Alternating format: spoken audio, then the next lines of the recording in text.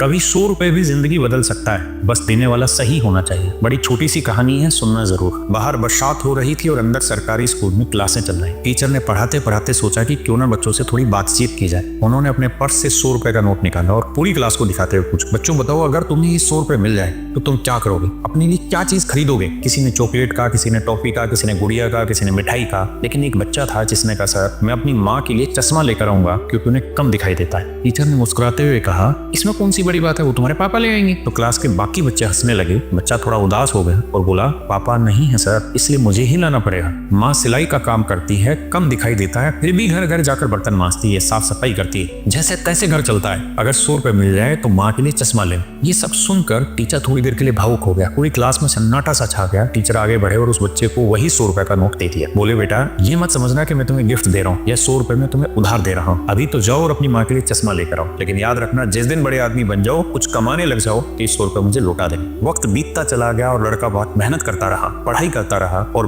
20 साल बाद फिर से वही इतिहास दोहराया गया। सीन वही था, बाहर बरसात थी, अंदर वही सरकारी स्कूल में क्लास चल रही थी। जो टीचर थे वो बुजुर्ग हो चुका था, शांति से बच्चों को पढ़ा रहा था, लेकिन अचानक स्कूल के बाहर एक सरकारी गाड़ी आकर रुकी। कलेक्टर साहब निकले। सब लोग सतर्क हो गए। सभी टीचर हैरान थे कि आज कलेक्टर साहब किसकी क्लास लगाने वाले हैं। कलेक्टर पूछते हैं एक टीचर का नाम और सीधा उसी क्लास में चले जाते हैं जहां वो बुजुर्ग टीचर पढ़ा रहे होते हैं। परमिशन लेकर क्लास में जाते हैं, टीचर के चरणों में झुककर प्रणाम करते हैं और कहते हैं, सर आपने मुझे पहचाना नहीं, मैं वही छात्र हूँ जो 20 साल पहले अपनी माँ के लिए चश्मा खरीदना चाहता था और आपने 100 रुपए उधार दिए थे। आज सबसे पहले वो 100 रुपए लौटाने आया हूँ और आपका सम्मान करना चाहता हूँ क्योंकि आपने मुझे जीने की ललक सिखाई और यह समझाया कि सही दिशा में दौड़ो तो कुछ हासिल किया जा सकता है। मेरे बच्चों, कहानी बहुत छोटी है पर सीख बहुत गहरी है। अगर आप अपने हालात बदलना चाहते हैं तो मजबूरियों को कोसना बंद कीजिए, वक्त को बदलना शुरू कीजिए, क्योंकि इंसान के अंदर इतनी ताकत होती है कि वो चाहे तो देवताओं से भी ऊपर उठ सकता है।